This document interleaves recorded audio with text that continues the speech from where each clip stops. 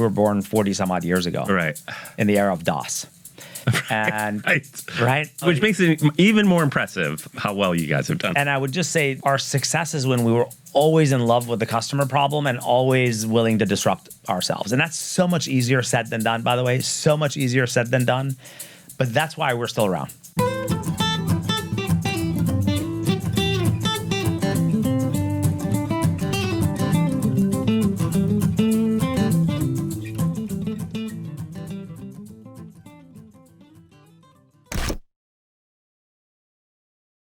Hey, welcome to the pod. Today we have Sasan, the CEO of Intuit. I've known and liked Sasan for a very long time, and I've known and liked Intuit for a very long time.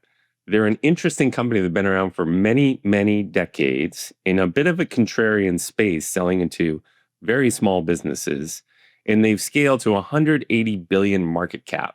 So there's a lot to learn from these guys, and I'm excited to dig in. I've actually met 3 different Intuit CEOs, and I work with tons of CEOs in my daily life.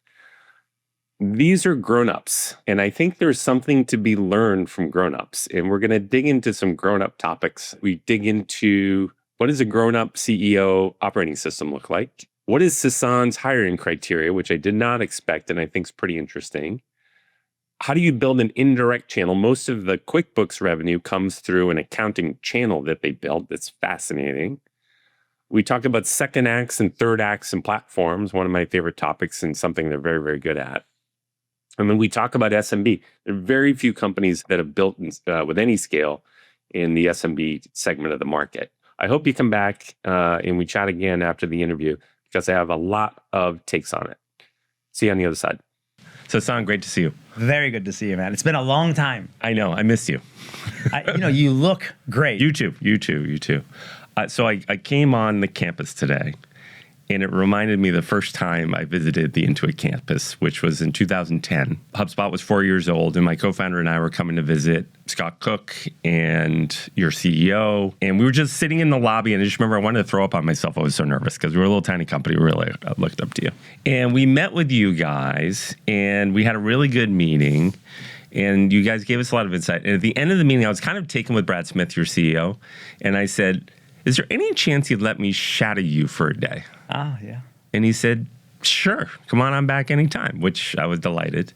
And so about a month later, I came back, sat in the lobby, wanted to throw up on myself because I was so nervous. And I shadowed Brad Smith, the legend. And it was a fascinating day. I learned a lot. He brought me to the Executive Leadership Committee meeting. All the executives in there. I saw how he ran it. It was really good. The founder was in there. Just went through the whole day with him, lunch, everything. The most interesting meeting was he had a performance review with someone. And you were in the room? And it was kind of a tough performance review. Oh, wow. And he's like, nope, you're going to stay in the room. So I was in the room, and this guy, I guess all the pluses and minuses. So that's when I think back to Intuit. I learned so much from Brad and so much from you guys. And there's so much Intuit inside of HubSpot. But we're not here to talk about me. We're here to talk about you. You're becoming a legend, running Intuit, doing so well. Tell me about when you first took the job. You took the job over from Brad. The building is named after Brad. What was that like? It's 2018. Brad Smith's done a great job. He's stepping down. Yeah. They're looking for a new CEO. Was it at all like the show Succession? That's a good one. So, I did something very much like I'm curious, and I'm always out learning from customers, from our product teams, and external leaders. So one of the things I did, but I would just say more like an event when I was announced, is I went out and talked to 15, 20 folks that if I were to name them, you would know all of them, and it was really to get advice. But the one person that comes to mind is, given your question, was Steve Young. So quarterback of the 49ers, Hall of Famer. I went and met him. That's a legend. And he's a legend. And the reason I went to meet him is he had to step in, behind big shoes, Joe Montana. Right. It was the most unforgettable meeting because he actually took me through the journey of when he became quarterback. I think it was when Joe Montana got hurt. And long story short, he said, listen, I was getting booed.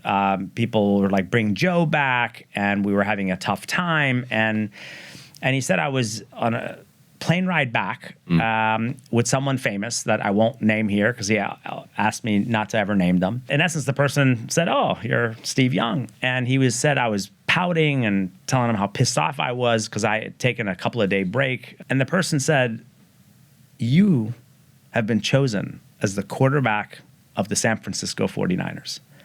You are not here to fill Joe Montana's shoes. You are here to win. They picked you as the quarterback." So he said, "Go be the best that you can be and don't try to follow Joe Montana."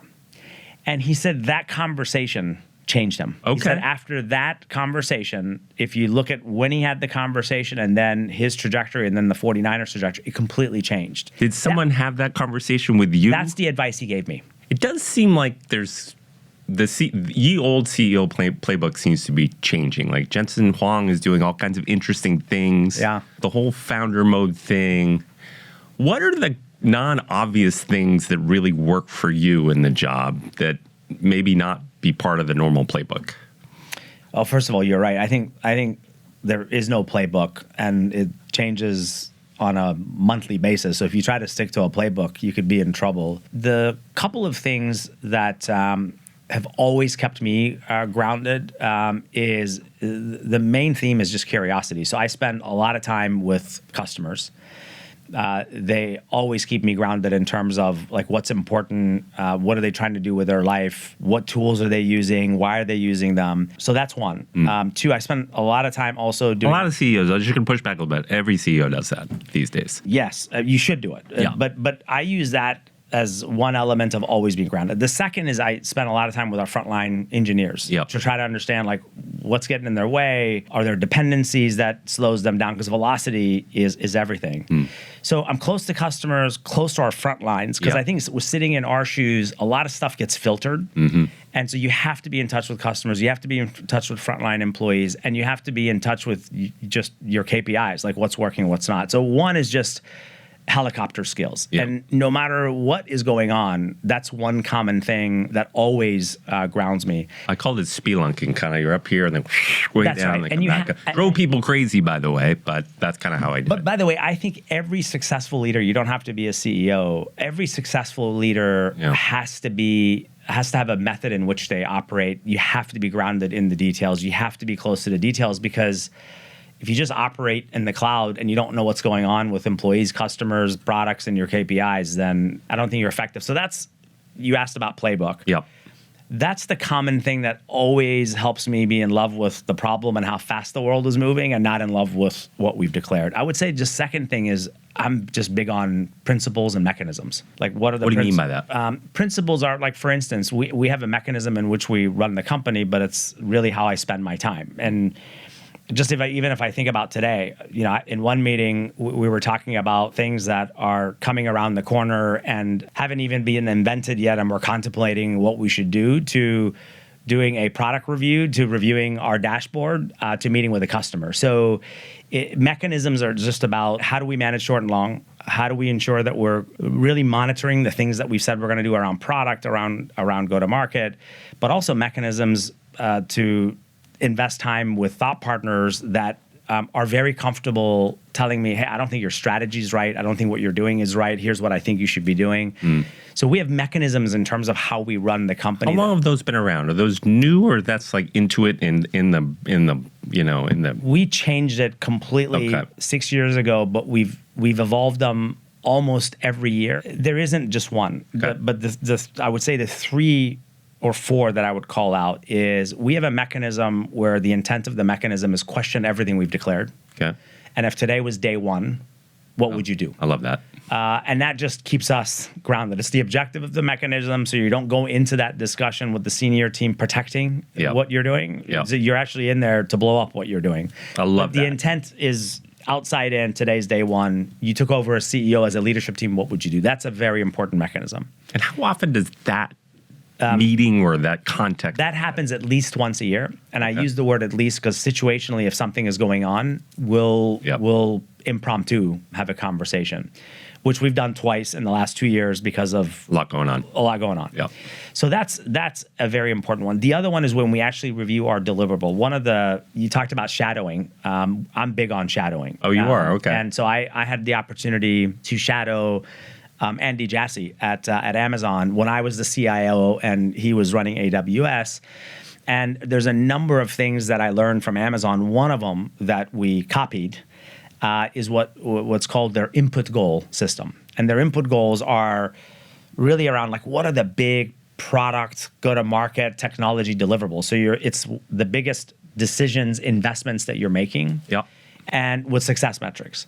That's another mechanism I would call out that's really changed clarity of the inputs that we're focused on and how are we doing against them. And they expose where we have prioritization issues, resource allocation issues, talent issues. I just found with HubSpot, just on the input thing, like gravity pulls you towards lagging indicators, and trying to keep the company on leading indicators is just hard.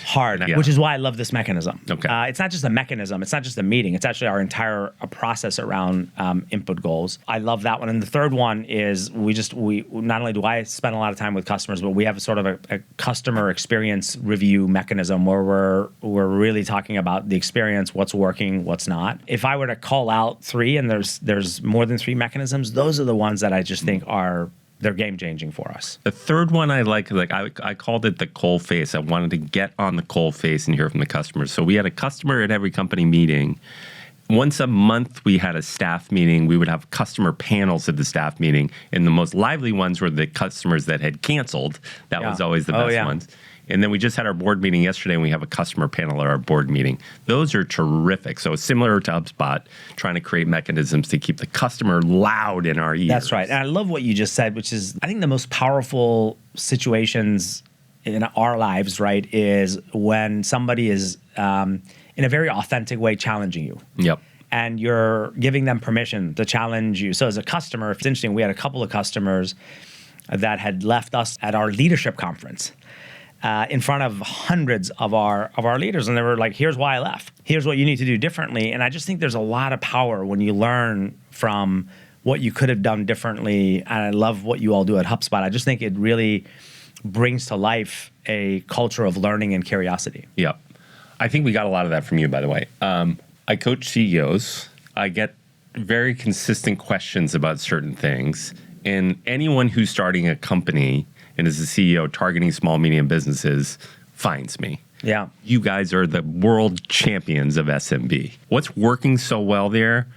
Why do so many startups get it wrong and end up going up into the enterprise? What is the magic to creating a company that really thrives in SMB? Because very few. You know, Brian, it's first of all, I would say it's a magic that Scott Cook created, years ago, that we've just been over the years building on. And I think the first element of the magic, this is going to sound real obvious, but they're actually consumers. They behave like consumers. They act like consumers. The minute you put the word they're a business in front of it, then you start thinking large business, large enterprise, and they behave and act like consumers. And so the obsessive focus that you have to have on like what problem can you solve for that business that doesn't have the infrastructure that a HubSpot and an Intuit has, but they're 2-3 people shop. And like, how do you help them with the basics? Like get a customer, know which ones are profitable, help them get paid, cash flow, like really narrow problems to solve has really been the success of what Scott created and what we built over the years. Is the follow me home thing that Scott invented, is that still a thing in Intuit? It is. And what we are coupling it with is a couple of things. One, there's follow me homes and then there's follow me homes.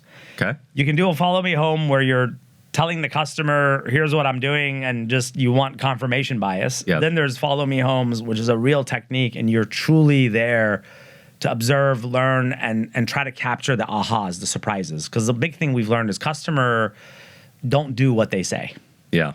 Right? And so really we have continued to invest in like the technique of a follow me home.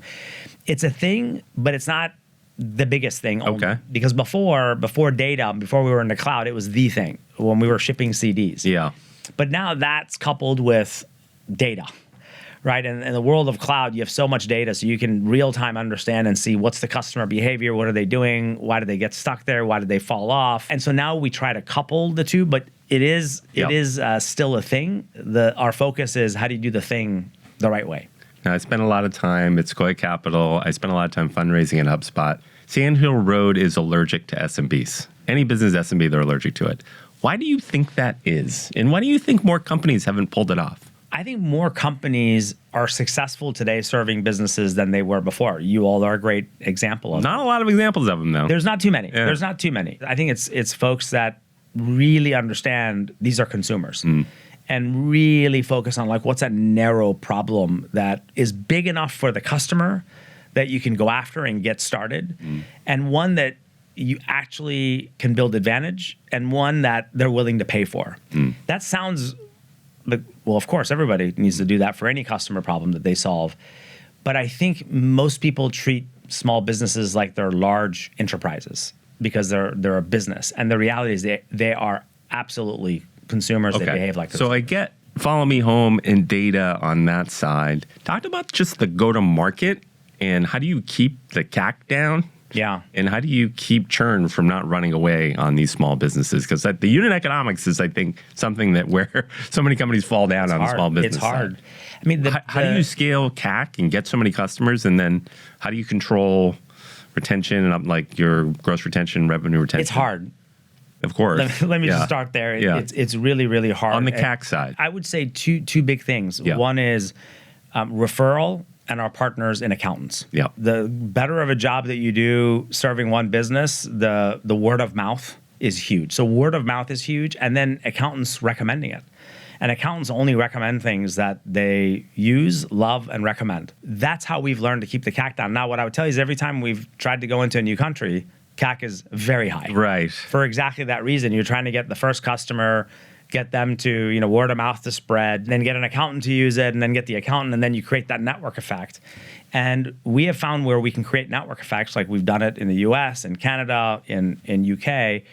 We can keep the CAC under control, but we don't look at CAC holistically. We'll look at it based on new product, new markets. How toleration should be very different than like in the US where we have a big scale, but success is word of mouth and accountants. Okay, there's a lot to unpack there. You do Super Bowl ads for QuickBooks and things like that. Does that stuff work? Yeah. Yeah. Yes. And how do you know? Yes. Well, we've talked about it at HubSpot. It's like, I don't know. Yeah. First of all, we started doing them, and we primarily, where we've been consistent is TurboTax. Okay. But you've done QuickBooks we have, too, and I'm obsessed with QuickBooks, not TurboTax. Yeah, of course. But just in terms of like Super Bowl ads, Yes. our consistency has been TurboTax. And it absolutely pays off. So we do a lot of work afterwards in terms of just what was the ROI, what were the number of eyeballs, what happened to our consideration, but ultimately conversion. Yeah. Did we get customers to convert, and can we associate it back causally to the Super Bowl? And I would tell you, generally, it's really been a great ROI. There's been a couple of years here and there where it's not met our expectations, but where do you get those kind of eyeballs? Okay. And it can go very wrong if you don't do it right. Just back on that for half a second. When it doesn't go right, it's because the actual ad itself just isn't that good. Is it just very dependent on the quality of the ad you put out there? It all comes down to the quality and the impact of the ad. Yeah. Absolutely. Okay. Was it compelling to get And your do you attention? make that decision? So like lots of people are working on different ideas for it. Are you the final decision? You look at 7 and you pick it? First of all, I have to tell you a story, and then I'll answer your question, because the story is about the Super Bowl ad. I remember vividly, it was a learning that I had when I worked for Brad. So the first Super Bowl ad we ran was when I was running TurboTax. Is that your idea? It was the team's idea. Yeah. No good idea is ever mine. It's the team's idea. And so Brad finds out that we're running a Super Bowl ad. I never even thought to talk to Brad about, hey, we're going to run a Super Bowl ad. And so, you know how kind Brad is. He called me and goes, Sasan, I don't need to approve the Super Bowl ad. But if you're going to run a Super Bowl ad, I need to be aware of it, because if it goes sideways... I don't blame him, by the way. The CEO of the board. So I shared that story with him, and he was so right, by the way. And so, yes, I look at it. The team owns the creativity. I mean, the biggest thing I've learned about ads is everybody has an opinion. And most people, it's an N of one, are wrong with their opinions, either whether they love it or not. You have to have a systematic way in which So you don't pick it. I don't pick it. However, I absolutely review it before it goes on air. I review everything before it goes on air. The big thing that I'm looking for beyond just how does it sit with me, which is the least important, but how it sits with me matters, is actually I'm looking for reputational risk. Yeah. Does this pass the bar of who we are as a company, the reputation we need to uphold? And so that's really what I'm looking for in a Super Bowl ad. Of course, I'll give my opinion of, it's not that great, or wow, this is amazing, but I'm really looking for the reputational element. Okay, sticking on CAC for just another second. But you love CAC, don't you? I do, and it's SMB. It's how do you scale? How do you scale? Well, I'm not going to give you my secret. Yes, you are. Is it yield NPS? Is that how you measure word of mouth? Like, how do you know if you're getting the word of mouth or not? It's hard to go in the shop and see if Mary's telling Joe that they should use QuickBooks. 100%. I Is it yield NPS, or is there something fancier? There's a few things that we look at. One, we'll look at product recommendation scores. That's a big input, but it's just one input. The other we look at is services, because customers may give you one NPS, but if they're using more and more of your services, then that's a huge indication. So we'll look at, are they using payments? Are they using payroll? Yeah. Are they using Are they using more and more of our services? Yeah. So that's one thing that we look for. So it's NPS, it's the number of services, and then we also have. And is it gross retention, just like the number of logos churning? Yeah. Gross retention, also just retention dollars that we look at. So we look at 3-4 things, because what we've learned, this is probably the most important thing that I would pass on to those that listen to this. If you just look at one metric, like our customers recommending, is your NPS high? Yeah. You can have a very high NPS and no new customer growth. So you have to really look at multiple metrics. Again, we look at what I just articulated to really get a feel for, are the things that we're doing working or not? Okay. Lots of founders ask me about HubSpot's channel program, which we lifted a lot of it from you guys. And you guys kind of took accountants and turned them into resellers and software companies. We took website designers and turned them into marketing agencies. Yeah. Talk to me about, you're advising a founder. He's growing, doing great, wants to do a channel program. Like, how do you do it? What works? What doesn't work? I mean, the first piece of advice I would give is, what problem are you trying to solve with a channel partner? Before you jump into how do you become great at channel partners. You know, in our case, really, our biggest partner is our accountants. Yeah.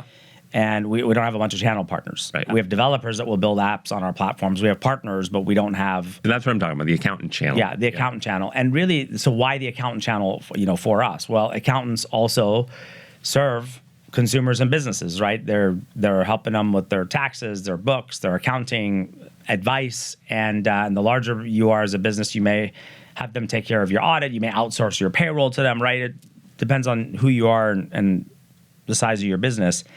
And they're very influential in what a business uses in every dimension possible. And so that's a great example of like, well, that's a very important partner. In fact, one of the big things that we've really evolved in the last years, accounts are very important partners.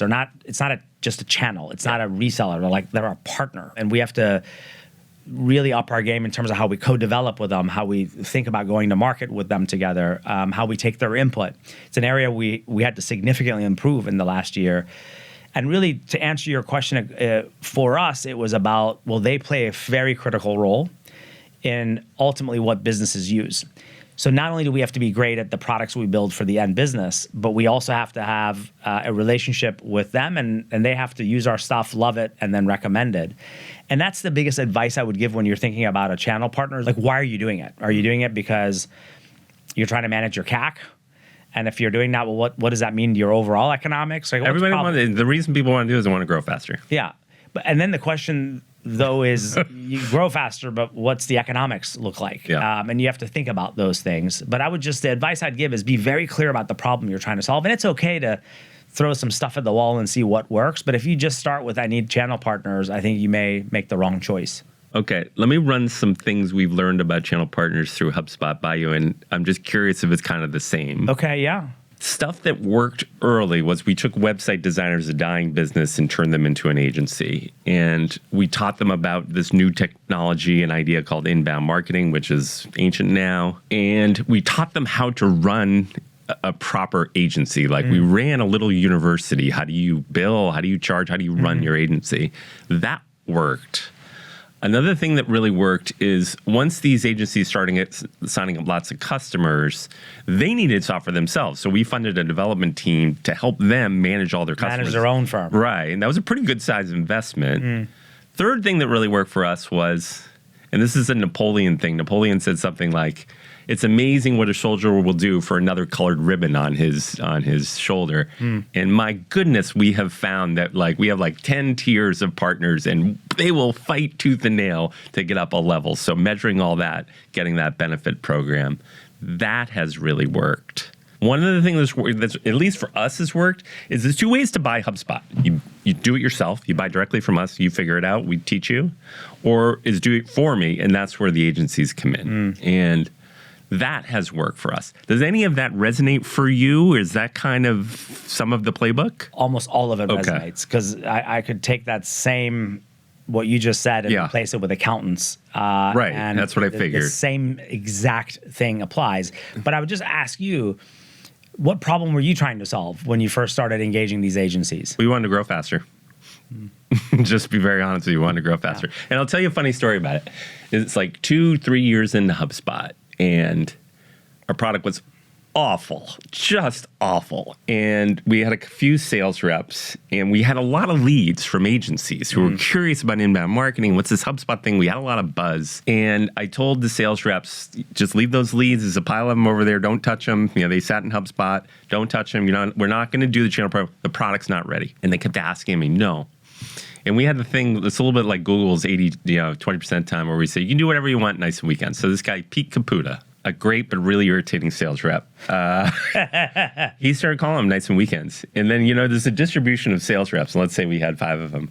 And it's usually a bell curve. Ours was Pete Caputa was 50 times more revenue than the rest of them. Maybe we ought to call on these agency partners. That's how we started it. Fascinating. Yes. You followed the money. Yeah. The other thing that's interesting about our agency partners, if we look at our retention numbers, gross and net, the agency customers have better economics than our direct customers. Interesting. They take better care of our customers than we do. By the way, so many similarities. For instance, when an accountant recommends a customer to use this, particularly larger customers that we're now pursuing, that what we call mid-market, the cycle time of close is 10 times faster. Yeah. And we end up offering more services, payments, payroll to that customer than otherwise. So there's so many similarities. Okay. You guys, founders always ask me too, you had an app, that was your first act, and then you created a suite, second act, and then you created a platform, third act. How'd you do it? Give some advice to that founder. She's got 100 employees. She wants to go from first act to second act. Yeah. You guys have mastered that. First of all, a big part of it, as you know, it comes out of necessity, right? You've solved, one problem well, accounting, and ultimately what you realize is the customer can be you can deliver far more benefit and be far more sticky if then you actually help them with creating estimate and invoice and getting paid. And then the next thing is, they have employees. We need the payroll, et cetera, et cetera. And so how far into the QuickBooks journey did you start building other stuff? Early on, but remember... You've been around since the dinosaur ages. Yes, thank you. You said it more directly than I was going to say it. Yes. Remember, we used to ship CDs. Yes. And so when we were shipping CDs and we had desktop platform, we had payroll, we had payments on desktop years ago. I see. But then in order to shift from desktop to the cloud, that was a massive transformation for us as a company because we weren't born in the cloud. It was a hard one, as I recall. Very hard. Bumpy. Very hard. Yeah. And by the way, we've shifted to the cloud, but we still have customers on desktop that we're trying to motivate to come to online. In some cases, they're not very happy with us because they want to remain on desktop. Yep. But the reason I share that with you is that journey from going to desktop to online took a lot out of the company. And so when we then shifted to the cloud, we were once again only an accounting platform because we had to build everything in the cloud. And then we started building out same journey, money solutions, payroll, et cetera. So the biggest advice I would give a founder is, first of all, everybody has an anchor. Ours was tax and accounting. Then the question is, what's the next problem you can solve for that customer that's right next to that anchor? And for us, after accounting, it was, well, we serve service-based businesses. They need to create an estimate, an invoice, and get paid. So let's build that out. Yeah. And then let's build out payroll, which is very hard, right? Because state, local, taxes, country, rules, regulations. And so it's really be very intentional about what's next to your anchor. And is that a big enough problem to solve? Can you build advantage by solving it? And then really nail that and then go to the next thing. And then at some point decide, do you partner on certain things until you build it? Do you acquire? That's why we acquired like a Credit Karma. We wanted to do more than taxes. We could have replicated Credit Karma. It just would have taken us 5+ years because of the data and AI capabilities. So that's the advice I would give. Okay. And this is self-serving. So we built marketing, and then we said we're going to go into sales. We were kind of forced into it because Salesforce.com was coming into marketing. And then we went to service, and I think we have 8 of these application areas. We always debated. We always knew there was going to be 8. Should we peanut butter all 7 new ones, or should we really almost finish the second one before we go to the third? How do you think about second versus third versus when did you? So your first one was paying people, right? Payroll. No, well, it was actually creating estimates and invoicing. Yeah, and then your third one's payroll. So when did you go 2? When did you go 3? Yeah. What was it like? Do you look at market share before you go, or what? So it's a great question, because I now want to go back to your first question you asked me, which is playbook of CEOs. Yes. Or playbook of any leader. I think that playbook is very different today. Okay. Than it was when you were looking at things serially to decide what's next. I mean, today, you know this as well as I, with data and AI, what we're trying to do is build a system of intelligence where it's no longer about what workflow do I build, what app do I build. It's actually about learning from the customer, and with our data and AI capabilities, solving that problem for the customer. That's really important, because I don't think things are as serial today than they were years ago. You can also build much faster You can now. build much faster. You don't need to be as serial, as long as, by the way, you have some element of data and AI capability. So I just think that playbook is very, very different today than it was 4 or 5 years ago. But the thing that doesn't change, in my view, is being clear, what customer problem are you trying to solve? Is it a big enough problem for the customer? And can you solve it in a way where you're advantaged versus others? And, it can be a big Let me business. press on this a little bit. I'm going to put the clock back. I don't know what year, called 2020. Your back office. The canonical small business back office. And then we're going to buy MailChimp. In the front office. I remember that very well. Yeah. And that decision at that point in time, was that because, man, we've got 90% of the SMB back office. We better go in the front office. We're almost done with these applications. Talk to me about that. When we observed customers and their data, our customers had created 20 billion records within our QuickBooks platform, trying to manage their customers within QuickBooks. I see. So they were creating shit. They were using QuickBooks as their CRM. And so what we realized is we have to solve this problem, because customers are manually creating a bunch of records because they don't want to use multiple different platforms. And sort of back to, can we build it? Well, of course. Is this where we want to put our internal capital? Do we have the know-how, the domain expertise, or do you go buy it? That's what led to buying MailChimp. Okay, got it. You've made a lot of acquisitions. Not a lot. You made a bunch. Some have been real dogs and some have been terrific. We don't have to name names. And HubSpot's, we've started to buy a bunch of companies. What advice would you give HubSpot and any CEO about, the ones that didn't work versus work? Is there some best practices or some things you've learned about how to do them? 100%. Well, let's just put to the side the foundational stuff, which is you've done your homework. There's real clarity of strategically why you're doing it. You understand the culture that you're buying. You have a plan around that. You've done your diligence. Let's put all that to the side, because that's really foundational. The 2 big things that we've learned is the pace of product integration and talent. Where we moved fast on integrating the platform, I would use TurboTax and Credit Karma. I mean, Credit Karma is an absolute home run. Where we move fast to know what problems we're going to solve and integrate the product so we can get to benefit for customers, which, by the way, translates into growth. And then where we needed to either upgrade talent or make talent changes. When we do those two things well, what we've seen is, and by the way, little acquisitions that nobody asks about, and then there's the big ones, right? Credit Karma and MailChimp. Did you leave the CEOs in place and leave them independent, or you put your people in? It was situational. Okay. Like in the case of Credit Karma, not a playbook. it's situational. You know, Ken and I had a great relationship. He wanted to continue to be CEO, very effective CEO, and he and his team were in place for quite some time. Okay. Whereas in the case of MailChimp, Ben actually told us and told me from day one, He hey, wanted out. Yeah. we got to upgrade the leadership team. So you put your folks in there. That's right. But back to your question, it's product integration and it's talent. Those make an enormous difference in terms of success. And making the tough decisions up front is far better than waiting. Okay. I want to come back to something you talked about earlier. You guys have been around a while. You were desktop software. And then you had to transit, and I think it was like client server, and then went to SaaS and went to AI. We're kind of on a big shift now. You were one of few companies that made that shift pretty well. Adobe and SAP, not a lot of companies made that shift from client software to SaaS. What did you do right there? Did you wait too long? Were you too fast? Like when you look at that shift back then? My sense was you moved to SaaS actually kind of slow. First of all, your premise of your question is a really important one, which is we were born 40 some odd years ago, Right. in the era of DOS. And right. Which makes it even more impressive how well you guys have done. And I would just say our success is when we were always in love with the customer problem and always willing to disrupt ourselves. And that's so much easier said than done, by the way, so much easier said than done. But that's why we're still around.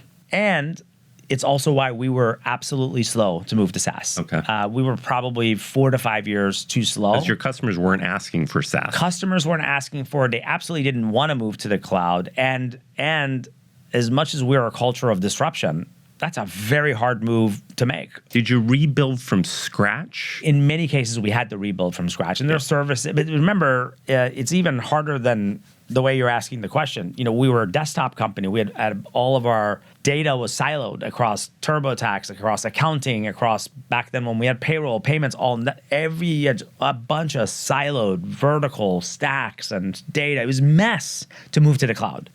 It wasn't a mess the way we were running it, but to move to become SaaS, that is so hard to do, which is why we were slow. Because was it more a technological problem or a business model problem? The business model has totally changed. Culture, talent, interesting. Business model, it's everything. Got it. That's why you can look back and go, well, we were slow. But when you're in it, what we had to do was if you follow the customer home, they're not going to tell you to make a platform shift. Of course. Yeah. But if you want to keep growing, you have to make the platform shift. So yes, we were slow, but the degree of difficulty was very high. I would say we were on reverse. We were very early in AI. I agree. Which is why talk to me about that. What's going on now for you on that shift? Yeah. And why were you were like, we're an AI company in like 2009, a long time ago. Yeah. Way before it was cool. Were you too early? I would tell you, looking back, we absolutely weren't too early. We're not? We're not. Okay. Meaning I'm glad we declared. But you did all this AI stuff. Did any of it really work in 2019? Well, let me first tell you why, and then I'll answer your question. We did it for very practical reasons. When I stepped into this role, because I had the privilege of being in all the businesses, serving all the different customers, there are sort of two big things that we put in place 6.5 years ago. One was we have to solve more problems in tax and accounting. And we have to become a platform so we can play a meaningful role in the lives of consumers and businesses. That was one big decision. We didn't know how, but that was one big strategic decision. Yeah. The other big strategic decision was data and AI for very practical reasons, because the biggest thing I learned being in all these businesses is consumers and businesses want things done for them. Yep. It's money, it's confidence, like get my stuff done for me so I can manage and focus on my business or my life as a consumer. So we said the only way we could do that was data and AI. Yep. And that was the second big decision. And to your question of, well, were you too early declaring it? A big heavy lift was all the work we did around data and data services, like cleaning the data, making sure it's usable, making sure we can ingest data. So when ChatGPT came along, you were ready. Yeah. The AI part was actually the easier part. The harder part is all the data. And now that it's usable and all the services, we have to ingest data. That's why I'm glad we started 6.5 years ago, because now we're far better positioned for what we're doing today and the future. And when you think of it, are you infusing AI into your current platform, Or are you saying, hey, we're going to start from a blank sheet of paper and build an AI native version of QuickBooks? I would say both. Everything, I get asked a lot, so what's your AI revenue? I was like, the whole company sits on our data and AI platform. Like everything from payments to payroll to tax, everything sits on our data layer, data models, and on our AI platform. So that's sort of number one. Number two, one of the things we launched in July of this year is a virtual team of AI agents that do a lot of the work for you. Yeah.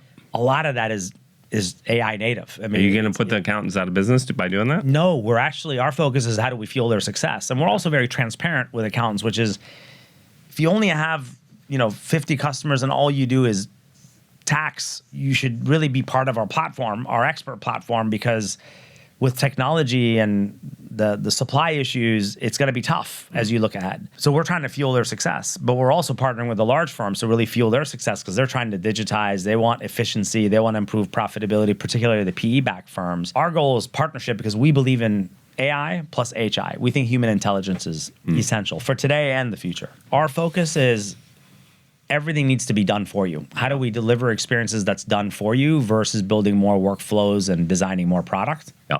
Okay. We only have a couple minutes left. I have 1,000 more questions, by the way. I coach all these CEOs. They're smart. They're hungry. They're between 10 and call it 500 employees, and they want to go from like startup founder to scale up CEO. What CEO advice would you give to these people? That's a loaded question. You're a smart guy. I would say really focus on winning. These jobs are hard. Do you like your job? No, I love winning. Yeah. Is the day-to-day, do you enjoy it? Oh, there are a lot of days where I'm like, that was, no. Yes. I'm not solving for joy. I think that's the advice I would give is if you're solving for just following your passion and defining how the day went by joy and happiness, you're not going to succeed in this world as a CEO or not a CEO. So the advice I would give is focus on the customer and focus on winning. These jobs are hard. Be prepared, right? If you want to do this job, you got to have grit. You got to work hard. You got to have resilience. You got to understand that most days it's not about passion. It's not about joy. It's about winning. And what we do is very hard. And I just think the mental toughness, I think talent is overrated. Okay. I think it's all about grit and it's all about hard work. Okay. I will take anyone that has grit and hard work versus how do you know if talent. someone's you're interviewing someone? How do you know if they've got grit and hard work? Just what I there's one of the things we have is 1-over-1 approval. Most of if my team is going to hire anyone, ultimately I interview them. Yeah. And more than 50% of the time I go back to them and say I don't think this is the right person. Grit. Because it's the grit, it's the hunger, it's the passion. Sometimes what do you ask someone to figure that out? I figure it out in the conversation. You can smell if somebody's hungry, if they have grit, if they have perseverance. And I think that's what it takes to do this job. Back to your question is the biggest advice I'd give CEOs is don't lose sight of the prize, and it's hard. Get after it, outwork everyone, have grit, and if you fail, figure out how to get up and bounce back, and you'll achieve great things in life. It may not be that CEO gig, but you'll achieve great things in life. It's the advice I give my kids. You've done an amazing job here at Intuit. You've done an amazing job on this podcast. Thank you for sharing all your knowledge. You're a legend. Appreciate you. Thank you, my friend. Thank you. Okay, hope you liked that interview with Sasan. I really enjoyed it. A couple of high-level things. Both Sasan and his predecessor, Brad Smith, are very polished and very smooth, and they kind of rhyme with a couple other folks I've had on the pod, David Solomon from Goldman and Nikesh Arora from Palo Alto. And it seems like that's sort of a common thread amongst the CEOs who've been hired in to replace the founder in a company. Kind of interesting that they have that in common. Another thought, I spent that day with Brad Smith, their CEO, a few years ago. Just my suggestion to all of you listening, if you're a CEO or you want to be a CEO, that really worked and was really helpful to me. And so if you know a CEO and you admire them, ask, hey, can I come in and sit with you for a day and sit through your meetings? The very worst thing that can happen as a CEO is very flattered and says no. And so you kind of win either way. He asked a good question of himself. Every 6 months, he asks himself the question, if I join the company today from the outside, what changes would I make? And that's a question I always said I asked myself at HubSpot, and I very rarely did it. So if that's stuck with you, I recommend you do it. I like that he, and almost everyone I've talked to, gets on the coal face with the customers, like gets on support calls, goes and talks to customers, follows them home. And I think what kills a lot of startups kind of between 100 and 1,000 employees is you get some layers in there and you get all the feedback filtered and you lose that sort of coal face touch with the customers. One thing he talked about was this follow me home concept. And at least it used to be, it's a famous concept in my mind where the founder of Intuit, they sell to very small business and people typically run them out of their home. So he would go to someone's home and watch them do all their paperwork and watch them do all their accounting and see how frustrating it was, and then kind of build from them. That was his sort of secret sauce. And almost every CEO I speak with is really obsessed with understanding the customer. What I think people get in trouble with now is they look at the analytics for the customer and they can see usage data and everything's very wired up quite nicely for the CEO to see. But I think you miss something when you don't actually do that follow me home. Because when you do the follow me home and you sit with, virtually or not, that end user, you can see not just what they're using, but where are they cutting and pasting into other things and where's the messiness in the process. I see a lot of CEOs sort of getting away from that. I would encourage you all to stay there. I think a very common cause of death for companies going from 100 to 1,000 employees is they kind of lose that cold face with the customer. They get their information filtered heavily by their staff. They get reportings from analytics apps, but they don't actually talk to those customers and they don't make their senior team talk to those customers. So I think that's key. Then we talked about the SMB segment, and we have this in common with Intuit, although we sell more to M than S than they do. What he says about S, I think, is right, is you can't treat them like mini enterprises. You have to treat them like consumers. Like the individual is like a consumer product. You have to build it that way. And it's a different mindset. And it's very easy to get talked into building all kinds of other stuff for mini enterprises. So I like that they did that. The key in SMB is to keep your CAC low. If your CAC is relying on Facebook ads or whatever advertising model, it's very hard to scale that. And I like that they focused on that. They worked through channels. They were obsessive about word of mouth and net promoter score. So I like that a lot. And the other thing you have to do if you want to build an SMB business is you need a really solid LTV. You're going to have churn. Some of these folks are going to go out of business. So like HubSpot will lose, call it 11%. So we start the year with $100 and then we end the year actually with $89, but then we upsell them up to $103, $104. So you have to be able to fill that divot with your best customers buying more stuff. So I think they've kind of got it down how you build an SMB business. I think more companies should go after this target. There's just like gravity on Sand Hill Road that everyone wants to go to the enterprise. But if you can think it through, man, you can build a huge business in SMB. HubSpot, Intuit, Shopify, they're all cranking. Okay, we talked about second acts and platforms. And lots of founders ask me about this. A lot of companies die because they can never figure that second act out. I kind of always thought of it in HubSpot. Either you build a platform or you get eaten by a platform. And so we ended up building a platform. What they did and HubSpot did is they had their first app was accounting. And the second app was just right next to it was invoicing. So they didn't go way into HR, stuff like that. Just like, we're going to do invoicing. So that was the first act, second act. And then after a while, they went into payroll, which is a little further away, but pretty close to that. So when you're building a second act, keep it tight, keep it close. Very helpful if it's the same buyer who's buying both of those products. Not always the case and hard to find that, but really important.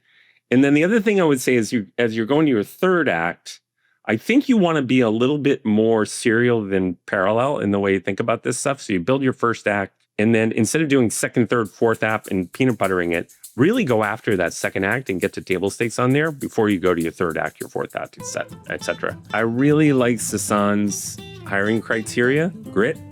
It's the first time I've interviewed 9 or 10 of these really terrific CEOs. No one said that before. It reminds me of Sequoia's hiring criteria for entrepreneurs. They look for that chip on the shoulder. I don't think they always get it, but pretty much. And so he looks for that. And most founders are telling me these days we're looking for slope or we're looking for experience, but I like his grit. What's your hiring criteria? What's your through line for all your execs you're hiring? That's a good question to ask yourself. Okay, those are my takes on Sasan. I think there's a lot there, and I hope you enjoyed it. And I'll see you on the next one.